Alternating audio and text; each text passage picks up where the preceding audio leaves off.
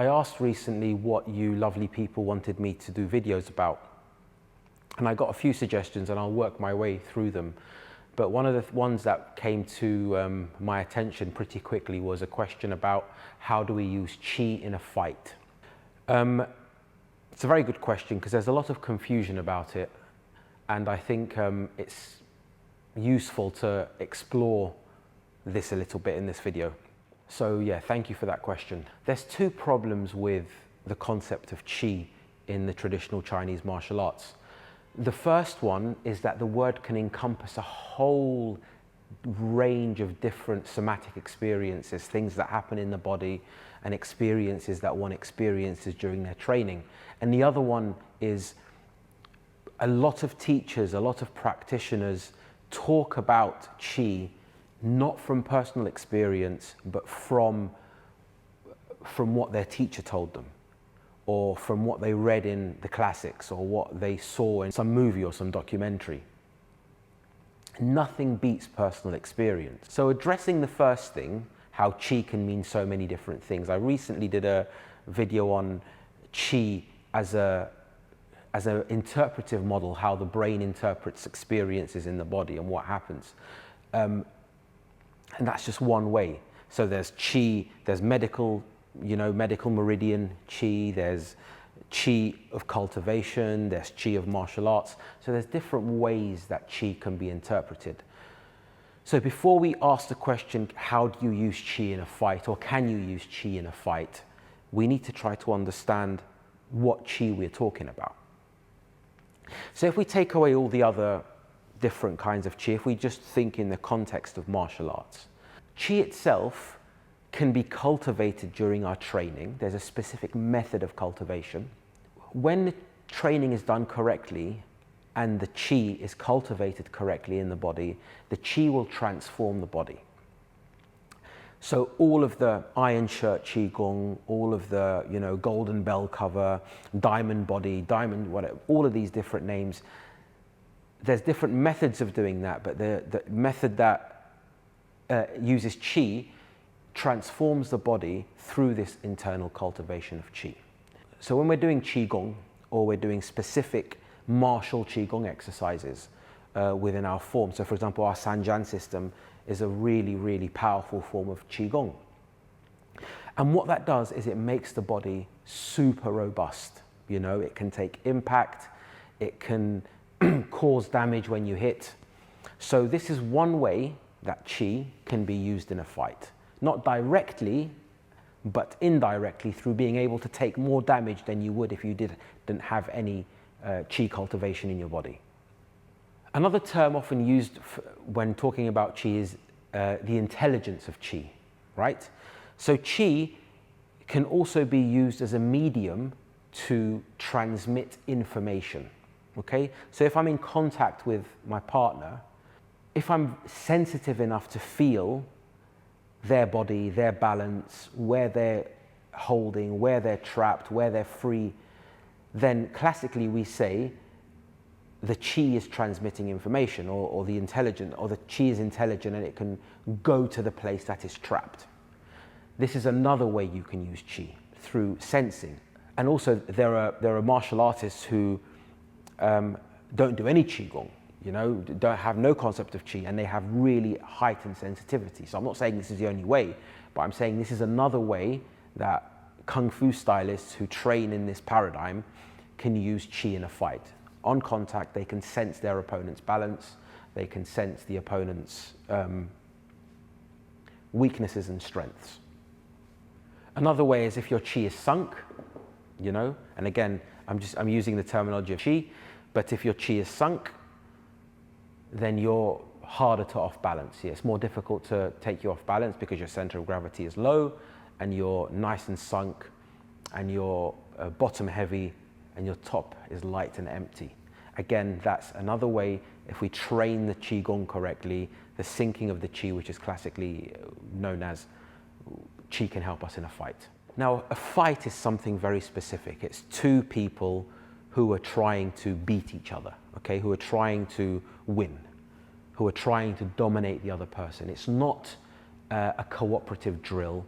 It's not a paradigm where a teacher who may have a dominant position over a subservient student demonstrating something, even if it's a bit of free sparring, there's still a power imbalance there where the student doesn't really believe or want to hurt their teacher, so there's always going to be something. But if we're talking about fighting, where two people are going at it with no prior preconditioning, then these things that I'm talking about, you know, the being robust, being strong and sinking the chi and being able to feel, might give you a 1 or 2 second advantage, okay?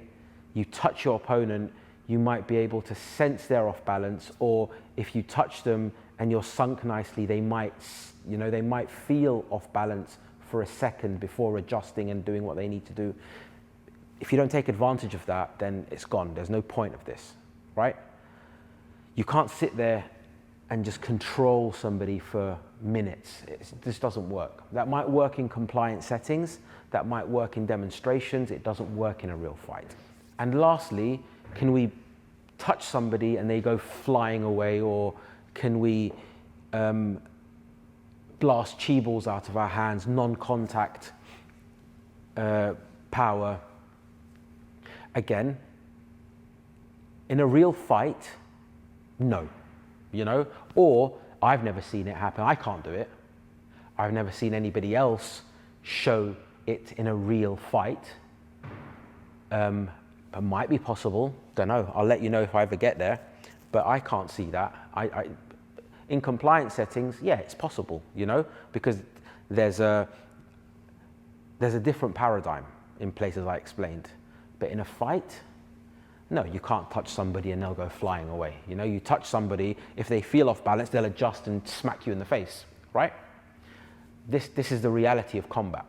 So for this reason, the way I like to view chi and chi cultivation is not really for the martial aspect, yeah? Not for the martial aspect, because I think going back to the second point I said earlier, a lot of practitioners, a lot of teachers who don't have direct experience of this cultivation and might be reading legends or from their teacher or second, third hand accounts, start to go, yeah, when you get good enough, you can touch somebody in a fight and they'll go fly away, replicating the old Kung Fu movies. I think this has done a lot of harm to Kung Fu. I think this has really, really damaged the standing of Kung Fu in the world, because on one aspect, practitioners go into Kung Fu training thinking they don't need to do all the fight training. They don't need to learn how to strike. They don't need to learn how to kick. They don't need to learn how to take down. They don't need to learn how to, you know, take damage, you know, be hit. If you're not being hit in the face, in the chest, you're not really a fighter. You need to be hit, you know? You need to be able to take hits. You need to get over that fear of being hit. So it's done a lot of damage to Kung Fu because people go in and a teacher who's not really doing justice to the art tells a student, yeah, just practice this movement. Over time, your chi will become so strong that you can beat everybody up. Yeah, that's iffy. That's iffy.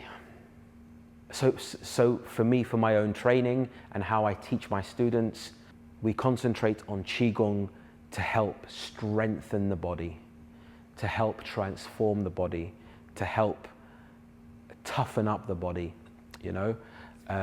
Also for cultivation practice, for spiritual practice, you know, we need to build chi, we need to work, make us healthier, make us stronger. But when I'm talking about fighting, when I'm talking about, like my sparring classes, there's never any talk about chi. My sparring classes, keep your guard up, keep your stance low, make sure you strike correctly and clean, make sure you move, make sure you kick correctly, make sure you take down. You know, when I'm prepping students for national competitions, I'm not talking about chi. I'm saying make sure you don't get hit, make sure your footwork's good, make sure you move, and make sure you move and able to strike cleanly and correctly. And I think if more Kung Fu teachers did this, then everyone will be a bit more honest. I hope this has answered your question. I will do more videos in future for the other questions. So I had a question on sword techniques of the White Crane system. I had a question on showing the different gins or the different ways of producing power in the White Crane system or the Tiger Crane combination system. And I had another question on strength training, the importance of strength training in traditional Kung Fu, and if it's counterproductive or if it's helpful. So I will do these videos in future.